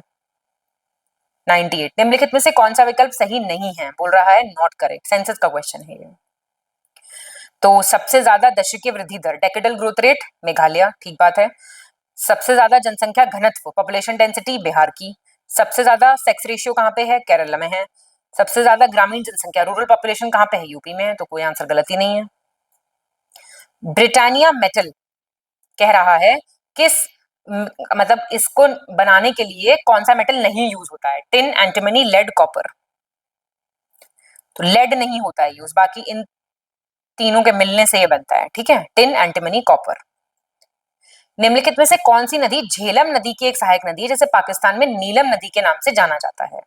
रावी, नुब्रा, साई, किशनगंगा। तो बिल्कुल किशनगंगा है, which is a tributary of Jhelum and it is called Neelam in Pakistan. 101। कौन सा कथन सही है? करेक्ट पूछ रहा है। कंप्यूटेड टोमोग्राफी स्कैन विशेष प्रकार का एक्सरे परीक्षण है। It's a special type of x-ray test. Microwave ऐसी विद्युत चुंबकीय तरंग होती हैं जिनकी आवृत्ति 300 मेगाहर्ट्ज तथा 300 गीगाहर्ट्ज के बीच की होती है। माइक्रोवेव्स क्या है? These are electromagnetic waves. Their frequency ranges between 300 megahertz to 300 gigahertz. Answer both are correct. फिर से आपका मिलान वाला क्वेश्चन आ गया। Pause and solve, P and S. ठीक है, वाटरफॉल्स दिए हुए हैं, उनके स्टेट से मैच करना है आपको। ये हो जाएगा आंसर।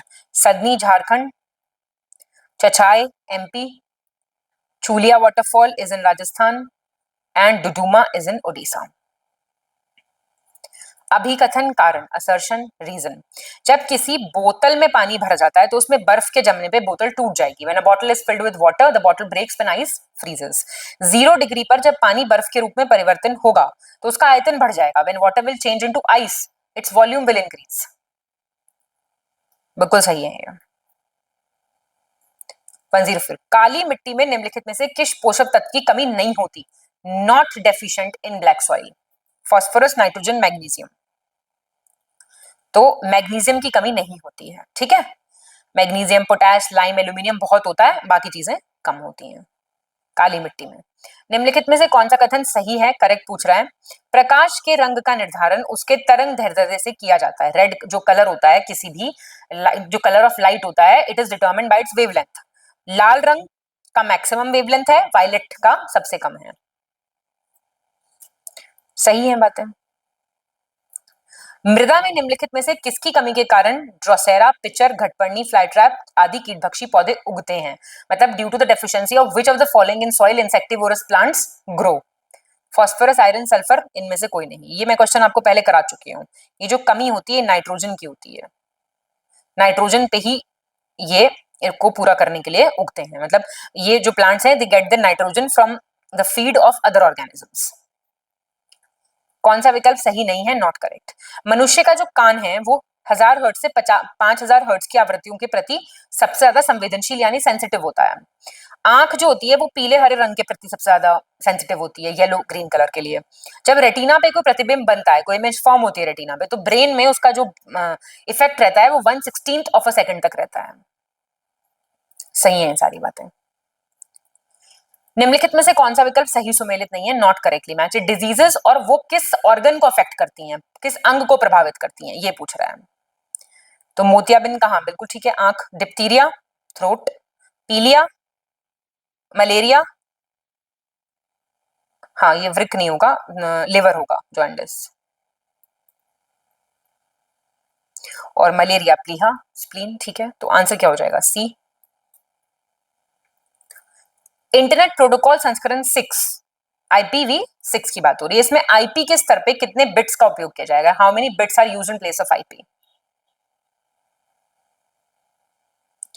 तो 128 बिट्स, ठीक है। निम्नलिखित में से कौन सा विकल्प सही है? करेक्ट पूछ रहा है। किसने किसको डिस्कवर किया, ये है बेसिकली ये। तो ब्लड ग्रुप किसने डिस्कवर किए? कार्ल लैंडस्टीनर ने, ठीक है। तो ऐसे मैच कर देते हैं। रक्त का संचार विलियम हार्वे, तो बी आंसर हो गया हमारा। क्लोरीन किसने किया? कार्ल विलियम शेल ने, कार्ल विलियम शील। क्लोरीन को ऐसे मार्क कर लो। हाइड्रोजन किसने किया? हेनरी कैवेंडिश ने, ठीक है। तो ये हाइड्रोजन यहां पे चला जाएगा, समझ गए।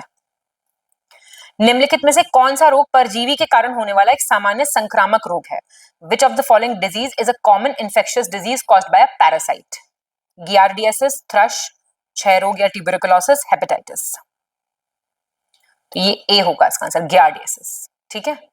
ये आपका थ्रश जो होता है ये फंजाई से होता है, ट्यूबरकुलोसिस आपका बैक्टीरिया से होता है, और हेपेटाइटिस आपका वायरस से होता है। मिलान कीजिए, मेटल और उनका संबंधित अयस्क दिया हुआ है। बी हो जाएगा आंसर। सोडियम का है ट्रोना, पोटेशियम का है ये सिल्वाइन, जो भी बोलो। कैल्शियम का है कैल्साइट, और कॉपर का है एज्यूराइट। इंपॉर्टेंट है, इसको देख लो एक बार अगर नहीं आपको आता है तो। भारत के पहले एआई आधारित आंगनवाड़ी केंद्र के बारे में आपको, India first AI based anganwadi centre के बारे में आपको गलत बताना है। 4 जुलाई 2024 को यूपी के मुरादाबाद में जो है इसका पहला first AI based anganwadi centre inaugurate किया गया। ये जो एआई बेस्ड सेंटर है ये मुख्यमंत्री जी ने इनॉग्रेट किया, ठीक है। दोनों दोनों गलत हैं,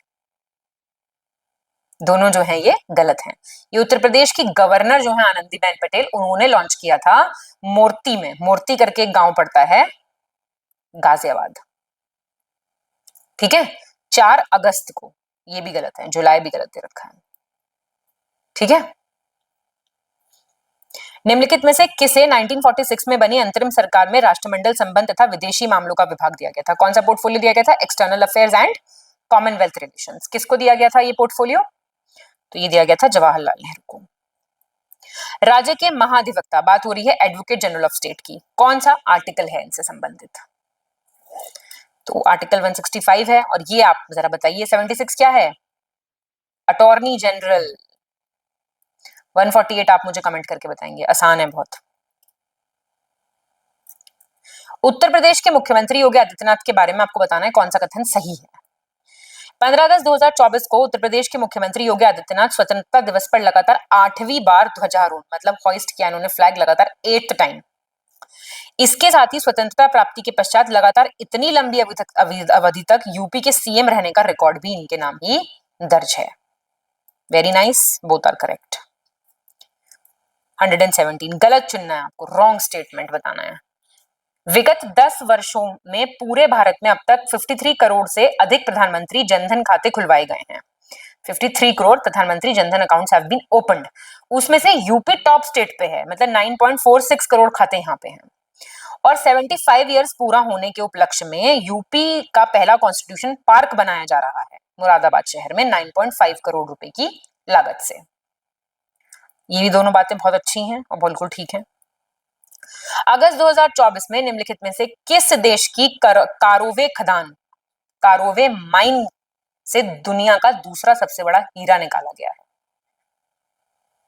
बताइए। Russia, Canada, Botswana, south Africa.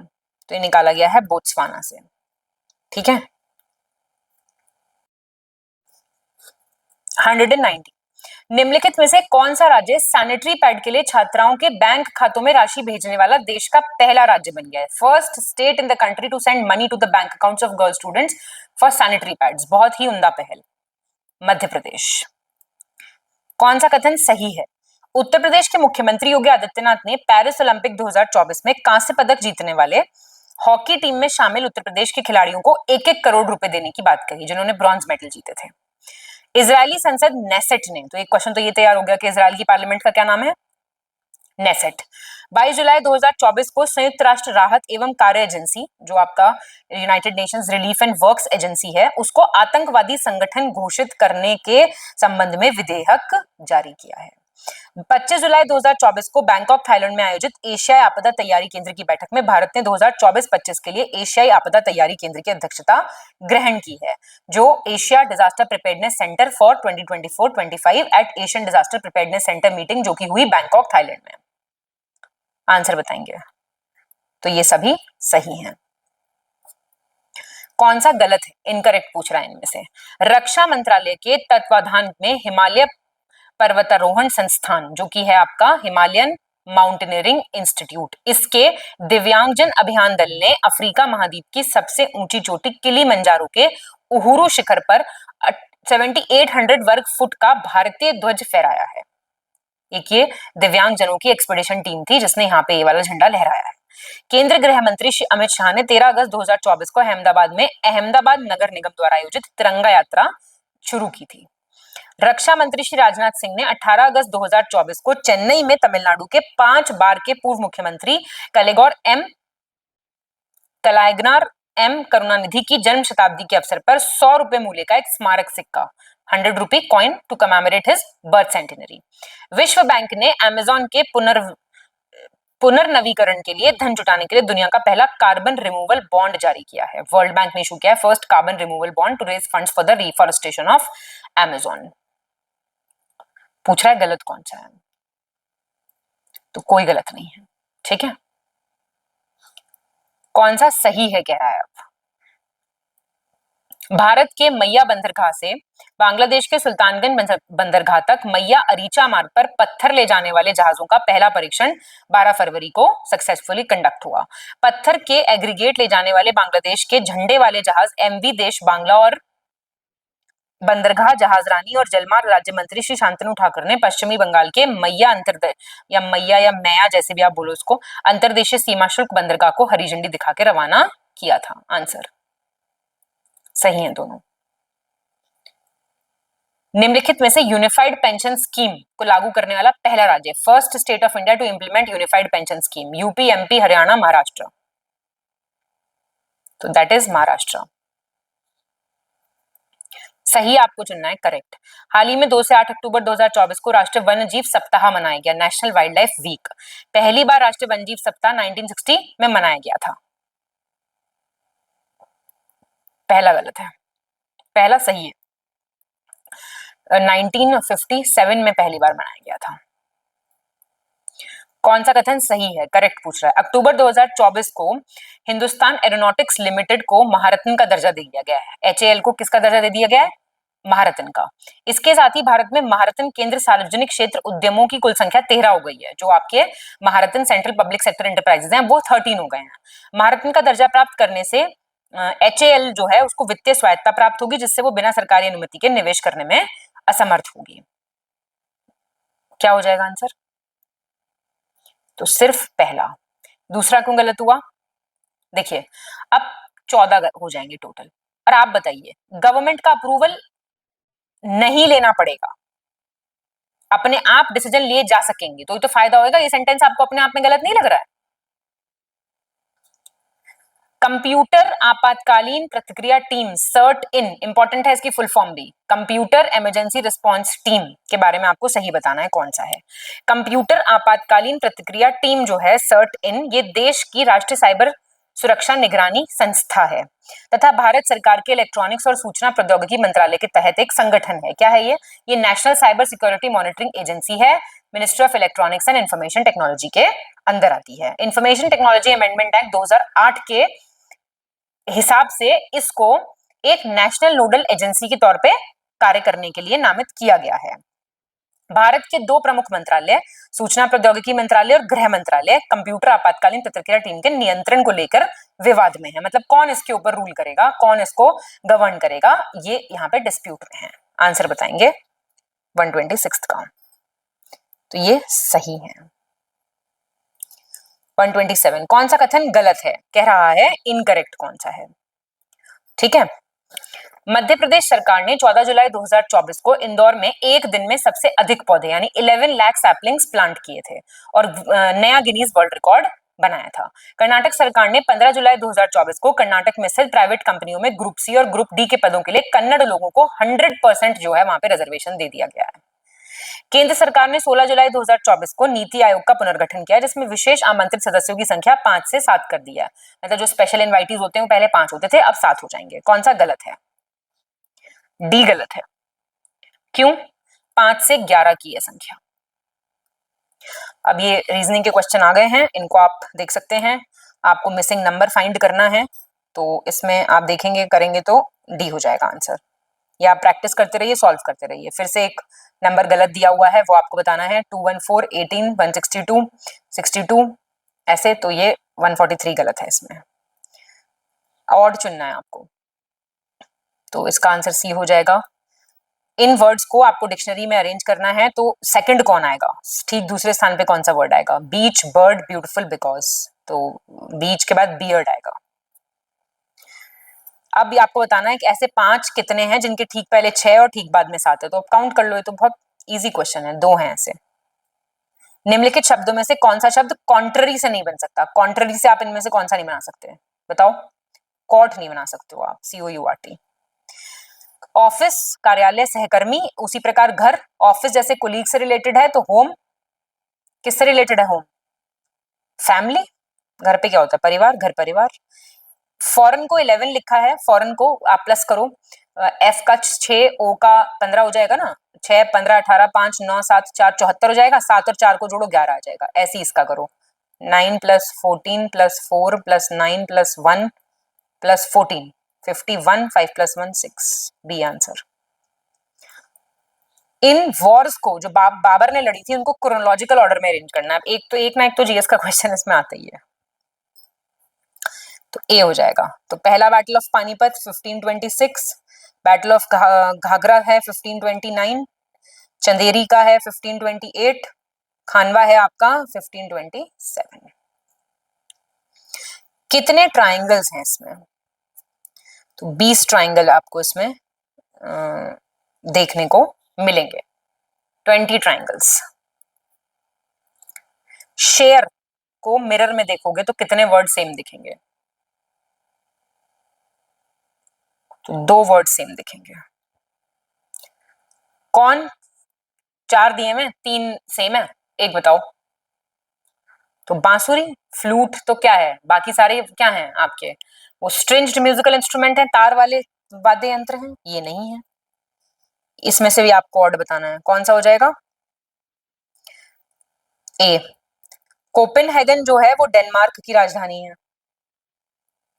Ecuador, Fiji और बेल्जियम अपने आप में अलग कंट्रीज हैं।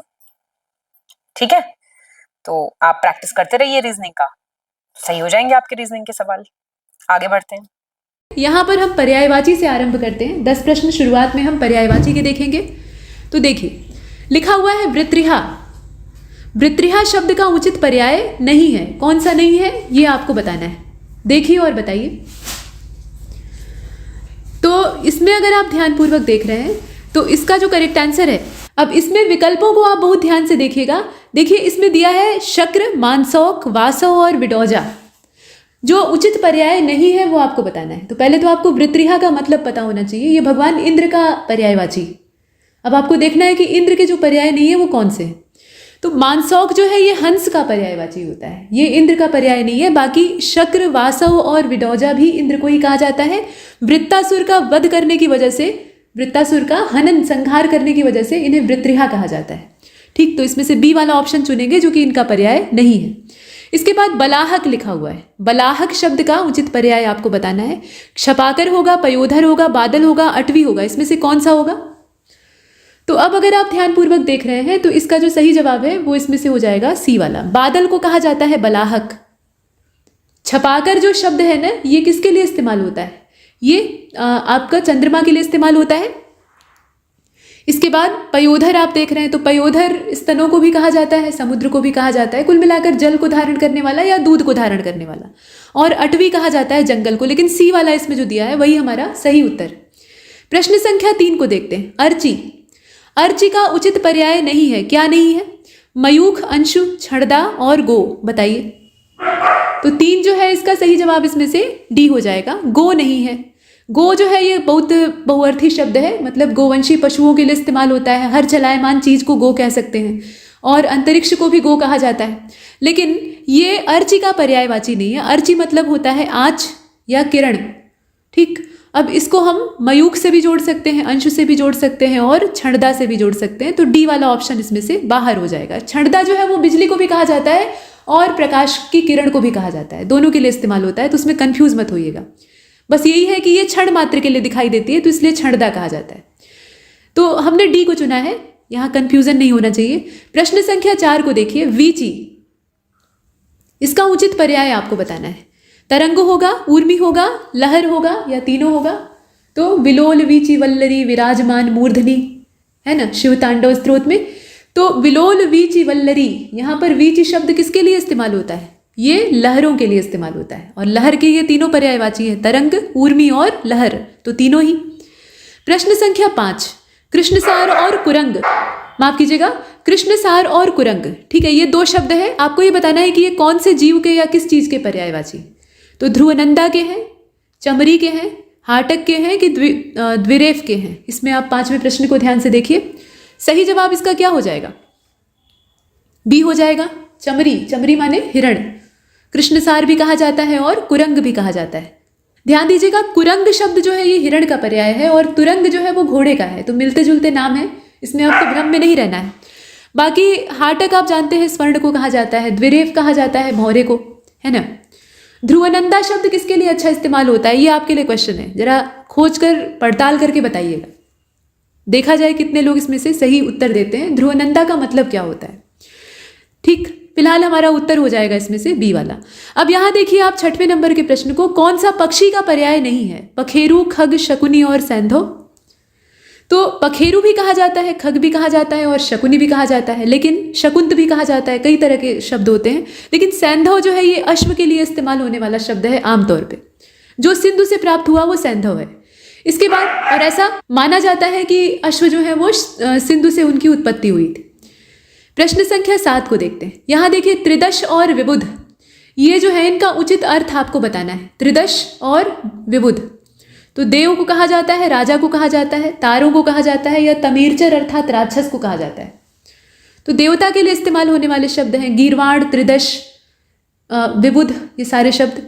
इसके बाद लिखा हुआ है कुंभिल और मोशक, ये शब्द किसके लिए काम आते हैं? तो चोर के लिए, खनक के लिए, खनक माने खोद कर, सेंध खोद कर चोरी करने वाला, और दस्यु, लुटेरा।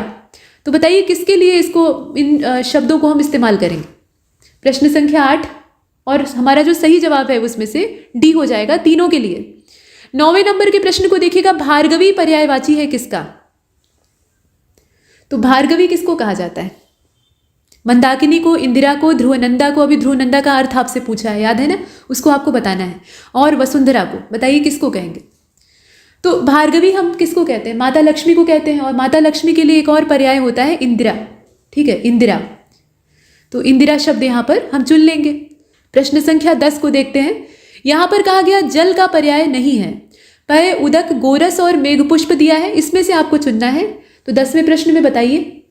देखिए इसका जो करेक्ट आंसर है वो इसमें हो जाएगा गोरस।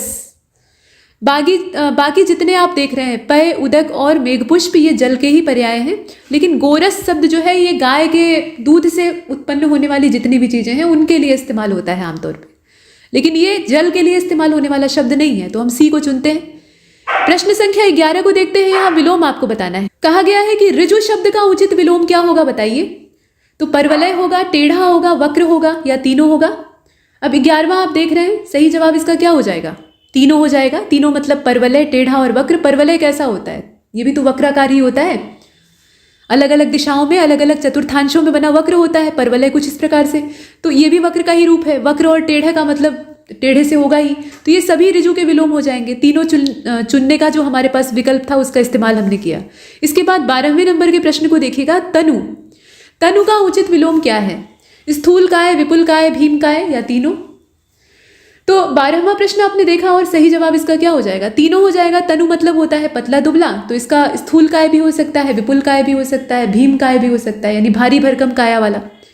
प्रश्न संख्या 13, यहाँ विलोम युग में जो गलत हो उसकी तलाश आपको करनी है। तो तिमिर का ज्योति, रुक्ष का स्निग्ध, ग्रस्त का व्यस्त और अज्ञ का विज्ञ। ग्रस्त का क्या होता है? ग्रस्त मतलब क्या? ग्रसित, चंगुल में, किसी के बंधन में। तो इसका व्यस्त तो होना नहीं चाहिए, इसका क्या होगा? मुक्त होना चाहिए, है ना। तो प्रश्न संख्या 13 का जो सही जवाब है वो इसमें से सी हो जाएगा। यही गलत दिया है, बाकी सारे सही दिए। प्रश्न संख्या 14, यहाँ देखिए ये जो जोड़े बना के दिए हैं इसमें से भी हमें गलत की ही पहचान करनी है। तो अभिसरण का अनुसरण दिया है, प्रवैगिक का स्थैतिक, तांडव का लास्य और अणिमा का महिमा दिया हुआ है। इसमें से आप गलत छांटिए कौन सा है। 14वें का जो सही जवाब है वो इसमें से ए हो जाएगा। अभिसरण का अनुसरण जो दिया है वही गलत दिया है, ठीक है। ये इसमें से अभिसरण का क्या होता है? अपसरण होता है, और अनुसरण का प्रतिस्पर्धा होता है ना। तो ये वाला इसमें से गलत दिया है, बाकी सारे सही है। प्रश्न संख्या 15 को देखते हैं। लघिमा का सही विलोम आपको बताना है, क्या होगा बताइए। 15 गरिमा, गुरु और लघु जो है आपस में विलोम है, तो ऐसे ही लघिमा और गरिमा आपस में विलोम हो जाएंगे। प्रश्न संख्या 16 दैदीप्यमान। दैदीप्यमान जो है इसके लिए उचित विलोम आपको बताना है, बताइए क्या होगा। अंधकारमय होगा, तिमिरांकित होगा, ध्वांत होगा या ए और बी दोनों होगा?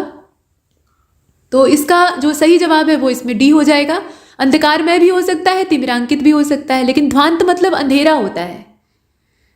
यहाँ दैदीप्यमान का मतलब होता है प्रकाश से युक्त, खुद प्रकाश नहीं बल्कि प्रकाश के जद में आने वाली चीज जो कि प्रकाशित हो रही है।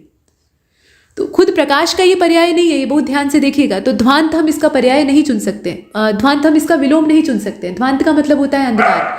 तो यहाँ पर हम अंधकारमय और तिमिरांकित को चुनेंगे, अर्थात ए और बी दोनों, हमने डी को चुना।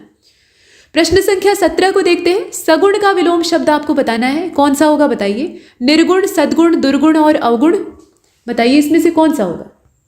सगुण, सही जवाब इसका निर्गुण हो जाएगा, ठीक, ये सीधा था। इसके बाद 18वें प्रश्न को देखिएगा। प्रस्थान का विलोम क्या होगा?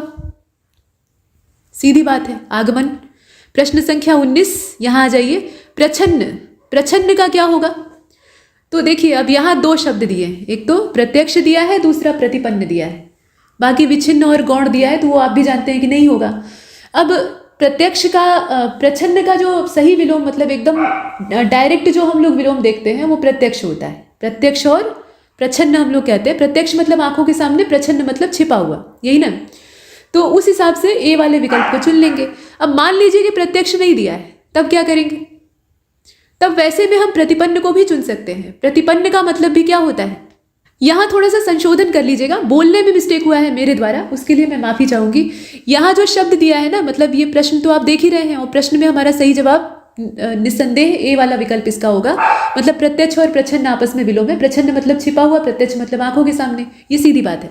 प्रतिपन्न जो शब्द है इसका मतलब क्या होता है? प्रतिपन्न का शाब्दिक अर्थ होता है जिसके बारे में जानकारी हो, या जो आंखों के सामने घट रहा है, जो आपकी आंखों के सामने है उसी के बारे में आप बेहतर जान सकते हैं। तो प्रतिपन्न जो शब्द है ना, ये भी प्रत्यक्ष का ही एक तरह से पर्यायवाची होता है। तो ये भी प्रच्छन्न का विलोम हो सकता है, लेकिन ये उसी परिस्थिति में आप चुनेंगे जब प्रत्यक्ष वहां पर नहीं दिया हुआ है, ठीक है। ये प्रत्यक्ष का ही एक तरह से, प्रतिपन्न जो है वो समानार्थी शब्द होता है, दोनों में करीबी अर्थ समता है। तो यहाँ दोनों दे रखा है, लेकिन हम जो सबसे उपयुक्त, सबसे ज़्यादा सटीक है उसी का चयन कर रहे हैं, तो हम ए को चुनेंगे। मान लीजिए कि अगर प्रत्यक्ष नहीं दिया होता तो हम प्रतिपन्न को चुनते, जैसा मैंने पीछे कहा था। थोड़ा सा बोलने के क्रम में गड़बड़ हुई थी, लेकिन बात ठीक है। तो हमने ए को चुना कुल मिलाकर, इसमें ज़्यादा बहस हो चुकी है, अब आगे चलते हैं। देखिए 19वें का ए हमने चुना, 20वें की ओर देखिए। यहाँ कर्कश का उचित विलोम आपको बताना है। तो विनम्र दिया है, मधुर दिया है, कठोर दिया है और विवेकी दिया है।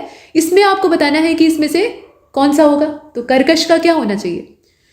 कर्कश का हमारा जो सही विलोम होगा वो मधुर हो जाएगा, कड़वा और मीठा, ठीक है। 21 से अब हमारा तद्भव तत्सम का काम शुरू होता है। तो युग्म दे रखा है, इसमें तद्भव जो है वो बाईं तरफ है, तत्सम दाहिनी तरफ है। आपको ये बताना है गलत कौन सा है। तो ईख का इक्षु है, गोबर का गोधूम है, नाक का नक्र है और खुजली का खरजूर लिखा है। बताइए इसमें से गलती तलाशनी है। और 21 जो है इसका सही जवाब बी हो जाएगा। गोबर और गोधूम जो दिया है आप भी जानते हैं कि गड़बड़ है। गोबर का क्या होता है? गोमय होता है ना। यहाँ पर गोधूम दिया है जो कि गेहूं के लिए तत्सम शब्द काम आता है, तो ये गलत जोड़ा है, बाकी सारे सही हैं। प्रश्न संख्या 22, श्याल का तत्सम शब्द क्या है बताइए? श्याल 22 साला, सियार मत चुन लीजिएगा, सियार का होता है श्रृंगाल। श्याल जो लिखा हुआ है वो साले को कहा जाता है और श्याली कहा जाता है साली को, और श्याली वोढर किसको कहते हैं? साड़ू को बोलते हैं। अच्छा, इसके बाद प्रश्न संख्या 23 को देखें। ये रिश्तों के नाम संस्कृत में आपको पता होने चाहिए। 23वें प्रश्न में क्या कहा गया कि तत्सम शब्दों की कौन सी जोड़ी इसमें से गलत है? तो कर्म का विद्या दिया है। तत्सम शब्दों की जोड़ी का मतलब यह है कि दोनों शब्द इसमें क्या होने चाहिए? तत्सम होने चाहिए, ये मतलब है इसका। इसमें तद्भव तत्सम वाला नहीं, मतलब दोनों जोड़े में जो शब्द दिए हैं दोनों का रूप तत्सम होना चाहिए, ये कहने का मतलब। तो कर्म विद्या है, दधि भात है, और मत्स्य भृंग दिया है, ज्ञान क्षेत्र दिया है। तो आप बाकी को तो देख रहे हैं सभी तत्सम है, लेकिन यहाँ देखिएगा दधि भात, दधि जो है ये तत्सम शब्द है, लेकिन भात जो है वो तद्भव शब्द है। इसका क्या होता है? ओदन होता है ना। पके हुए चावल को भात कहते हैं और संस्कृत में उसी को ओदन कहते हैं। तो यहाँ पर ये तद्भव शब्द दिया है, यही वाला हमारा विकल्प इसमें से सही नहीं है। प्रश्न संख्या 24 को देखें। प्रिय का तद्भव रूप क्या होगा बताइए? तो प्रिय का तद्भव रूप पिया होगा, ठीक है, ए वाले को चुनेंगे। प्रश्न संख्या 25, कौन सा शब्द तत्सम नहीं है? स्कंध, कपोत, ईर्ष्या और हल्दी। तो अब इसमें अगर आप ध्यानपूर्वक देख रहे हैं तो जो हल्दी शब्द दिया है ये तत्सम नहीं है, हरिद्रा इसका तत्सम होता है, ये तद्भव दिया हुआ है। गृध का तद्भव रूप क्या होगा? गीत होगा, ठीक है। प्रश्न संख्या 27, कौन सा तद्भव नहीं है बताइए? तस्कर, अंग्रेज, पत्ता, ए और बी दोनों। तद्भव कौन सा नहीं है ये आपको बताना है। तो अब इसमें तद्भव नहीं है, इसका मतलब या तो तत्सम होगा या कुछ दूसरा होगा। तो 27 में से हम चुनेंगे किसको? डी को चुनेंगे, ए और बी दोनों। कैसे? तो तस्कर जो है ये आपका संस्कृत का शब्द है, मतलब तत्सम है, और अंग्रेज जो लिखा हुआ है ये देशज शब्द है, ठीक है, मतलब विदेशी इंग्लिश लोग हैं, इंग्लैंड से आए हैं, अब उन्हें हमने अंग्रेज कह दिया। तो ये देसी पृष्ठभूमि में उपजा हुआ शब्द है, कुल मिलाकर तद्भव तो नहीं है। तो तद्भव नहीं है तो हम ए और बी दोनों को चुनते हैं। पत्ता आपका तद्भव शब्द है। इसके बाद 28वें को देखते हैं, कौन सा तत्सम नहीं है? कुसुम, भूषिका, वंश और नेह। तत्सम जो नहीं है वो आपको पहचानना है, तो नेह। इसके बाद नेह का क्या होता है? स्नेह होता है ना। प्रश्न संख्या 29, कौन सा तद्भव नहीं है आपको बताना है। द्वार लिखा है, सायन लिखा है, गिरिस्ती लिखा है और पौ लिखा हुआ है, इसमें से कौन सा तद्भव नहीं है? तो आप ध्यान से देखें, अगर सायं, सायं जो लिखा है यहाँ य के ऊपर ऐसे अनुस्वार रहेगा, सायं ऐसे लिखा जाएगा, तो ये आपका तत्सम शब्द है, यानी तद्भव नहीं है, बाकी सारे तद्भव हैं। प्रश्न संख्या 30, कैवर्त। कैवर्त होगा, यहाँ त के साथ ऐसे आधा त रहेगा, ये न नहीं रहेगा, ठीक। तो कैवर्त का आपको तद्भव रूप बताना है। कैवर्त आपका तत्सम शब्द है, क्या होना चाहिए? तो बाकी जितने हैं वो उसी के पर्याय दिए, लेकिन इसका जो मूल तद्भव शब्द है वो आपका केवट है, ठीक है। केवट तद्भव होता है और कैवर्त उसी का तत्सम होता है। अब इसके बाद 31वें की ओर चलते हैं, वो यहाँ पर है वर्तनी वाला। इसमें कहा है कि वर्तनी शुद्ध किसकी है? महाबली लिखा है, सूचीपत्र लिखा है, वाल्मीकि लिखा है और फिजूल लिखा हुआ है। 31 को आप ध्यान से देखिएगा, और 31 का जो करेक्ट आंसर है वो इसमें हो जाएगा आपका सी वाला, यही एकमात्र सही लिखा है। महाबली होता है यहाँ ल पे बड़ी की मात्रा, सूची पत्र होता है यहाँ च पर बड़ी की मात्रा, और फिजूल नहीं होता है, फजूल होता है। तो वाल्मीकि ठीक लिखा था। प्रश्न संख्या 32, यहाँ वर्तनी किसकी शुद्ध है आपको बताना है। तो द्वारका लिखा है, अंताक्षरी, भुक्खड़ और नुपुर। द्वारका ही एकमात्र ऐसा शब्द है जो कि ठीक लिखा है, बाकी सारे गलत हैं। अंताक्षरी नहीं होता है, अंत्याक्षरी होता है, अंत्याक्षरी होता है, ऐसे लिखा जाता है, ठीक है। आगे क्षरी जो है उसको जोड़ दीजिएगा, मतलब अंतिम अक्षर से आरंभ होने वाली, आधा न और आधा त रहेगा, यहाँ गड़बड़ लिखा है। भुक्खड़ में आधा क रहेगा जो कि यहाँ ख बना दिया है, और नुपुर में क्या होता है? नूपुर होता है, यहाँ दोनों में छोटा ऊ घुमा दिया है इसलिए गड़बड़ हो गया है। तो द्वारका सही शब्द दिया है। बाकी 33 को आप देखें, इसमें वर्तनी किसकी गड़बड़ है? लिखा हुआ है हिरण्यकशिपु, षष्ठम, उद्ग्रीव और अहल्या। अशुद्ध वर्तनी वाला शब्द आपको तलाशना है, और इसका जो सही जवाब है वो षष्ठम जो लिखा हुआ है यही वाला है, ठीक है, आप देखकर समझ सकते हैं। इसके बाद आगे बढ़ते हैं, आगे चले, अगले वाले शब्द को देखें। तो अच्छा, इसमें गड़बड़ क्या है? यहाँ हलन तो होना चाहिए था, वो नहीं दिया है, बस इतनी ही गड़बड़ है। फिलहाल बी को हमने चुना। 34 को देखते हैं, यहाँ देखिए कौन से शब्द की वर्तनी जो है वो शुद्ध है। निदर्शन दिया है, प्राकारांत दिया है, स्वाति दिया है और तीनों सही है ऐसा भी कहा गया है। लेकिन आप देखिए इसमें से तो डी को चुनिएगा, तीनों ही सही है। इसमें जो शब्द है ना, तीनों में कोई गड़बड़ नहीं है, तीनों ठीक ठाक दिए। प्रश्न संख्या 35 को देखें, कौन से शब्द की वर्तनी गलत है? अक्षुण लिखा है, अक्षुण्य लिखा है, उज्जवल लिखा है, तरुण लिखा है और वांछा लिखा है। ऊपर वाला ही गलत है, अक्षुण्य नहीं होता है, अक्षुण होता है। अक्षुण होता है मतलब अड़ आधा रहेगा फिर पूरा रहेगा, जो कि नहीं दिया है। प्रश्न संख्या 36, जगत जननी, इसका शुद्ध रूप क्या होगा? जगत जननी, जगत और जननी को हमने क्या किया? संधि कर दी उनकी। तो संधि करने पर उसका स्वरूप कैसा दिखाई देगा? तो संधि करने पर यह कुछ इस प्रकार से दिखाई देगा। कैसे दिखाई देगा? ऐसा दिखेगा कि ऐसा दिखेगा? बी मतलब इसमें बी को चुनना चाहिए कि डी को चुनना चाहिए? सोच कर बताइएगा। इसमें से हम डी को चुनेंगे। जगत जननी होता है मतलब आधा ज रहेगा और पूरा ज रहेगा। इसमें त जो है ना वो गायब हो जाएगा, त की जगह ज आ जाएगा। ये व्यंजन संधि के नियम है। ठीक, तो डी को चुना। प्रश्न संख्या 37 को देखते हैं। कौन सा शब्द शुद्ध है आपको बताना है। उरीड लिखा हुआ है, वेश लिखा है, देश निकाला और अंतर्ध्यान लिखा है। तो बताइए 37 करेक्ट आंसर इसका सी ही होगा। देश निकाला एकदम सीधा साधा शब्द है। उरीड नहीं होता है, उऋण होता है, ऋण, और उसके आगे ऐसे उ मतलब ऋण चुकता कर दिया। वेश बड़ा श होता है और अंतर्धान होता है, अंतर्ध्यान नहीं होता है। तो इसमें सी वाला सही है।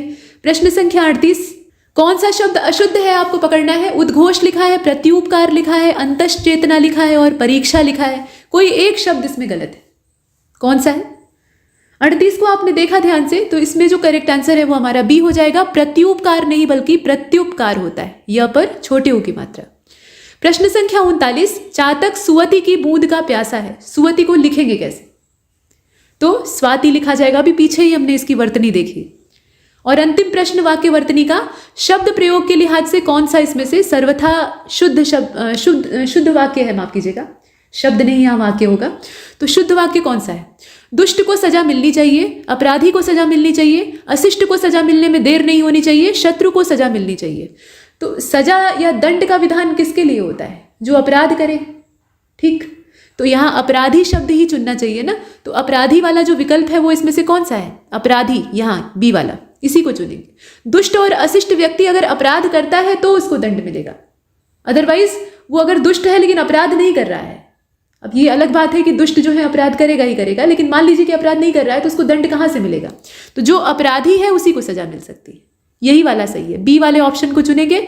और उसके बाद चलते हैं 41 की ओर। अब यहाँ पर ये वाक्यांश हेतु एक शब्द है। किसी छोटे काम में या किसी छोटे से छोटे काम में कमी खोजने की जो विधा होती है उसको क्या कहा जाता है? स्वेच्छाचरण कहा जाता है, छिद्रान्वेषी कहा जाता है, या स्वयंभू कहा जाता है, भवितव्य कहा जाता है। अब यहाँ पर कमी खोजना लिखा हुआ है, तो कमी खोजने की जो आदत होती है ना इस तरह की छोटी छोटी चीजों में, उसको छिद्रान्वेषण कहा जाता है। और ऐसा जो व्यक्ति होता है उसको छिद्रान्वेषी कहा जाता है। ठीक, तो यहाँ ये छिद्रान्वेषी की जगह छिद्रान्वेषण होना चाहिए था। फिलहाल बी को चुना। प्रश्न संख्या 42 को देखते हैं। जीवन के अंश को लेकर, जीवन का कोई एक हिस्सा लेकर उस पर लिखा गया जो काव्य होता है उसको हम क्या कहेंगे? महाकाव्य कहेंगे, चंपू काव्य कहेंगे, खंड काव्य कहेंगे या फिर अकिंचन कहेंगे? तो 42 आप देख रहे हैं, सही जवाब इसका सी हो जाएगा, खंड काव्य कहेंगे। प्रश्न संख्या 43, ऐसा ग्रहण जो कि सूर्य को पूर्णतया ढक लेता है उसको हम क्या कहते हैं? 43 को देखिएगा और इसका जो सही जवाब है वो इसमें खग्रास हो जाएगा। प्रश्न संख्या 44, मांस न खाने वाला क्या कहा जाएगा? सामिश कहेंगे, निरामिष कहेंगे, आमिष कहेंगे, शाकभक्षी कहेंगे? मांस जो नहीं खाता है।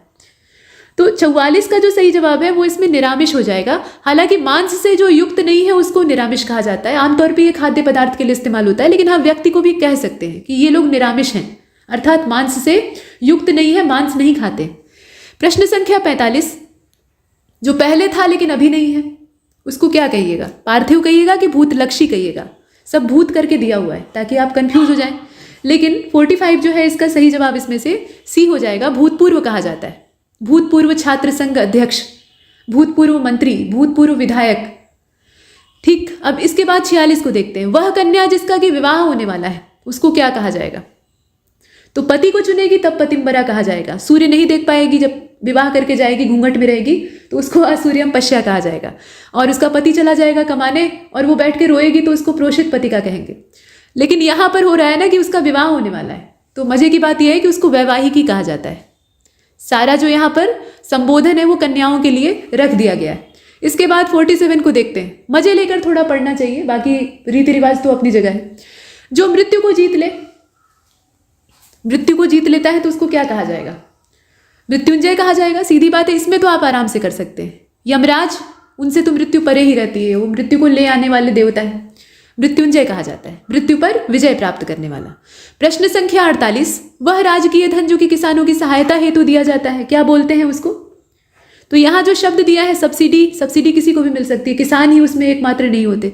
अनुदान और अयाचित लिखा हुआ है, लेकिन तकावी इसके लिए एक परफेक्ट शब्द है जिसको कि हम चुनेंगे। इसके बाद 49 की ओर चलते हैं, जिसका कोई दूसरा उपाय ना हो। परोपाय, ठीक है, परोपाय ऐसे लिखा हुआ है। अनन्योपाय, अनिवार्य और अवैकल्पिक, इसमें से कौन सा होगा? तो 49 जो आप देख रहे हैं ना, इसका सही जवाब इसमें से हो जाएगा बी वाला। अनन्योपाय मतलब अनन्य उपाय, यानी अन्य कोई उपाय नहीं है, एक उपाय है, कोई दूसरा उपाय नहीं है, सिर्फ एक उपाय। प्रश्न संख्या 50, जिस विषय की किसी विषय की पूरी छानबीन, उसको क्या कहेंगे?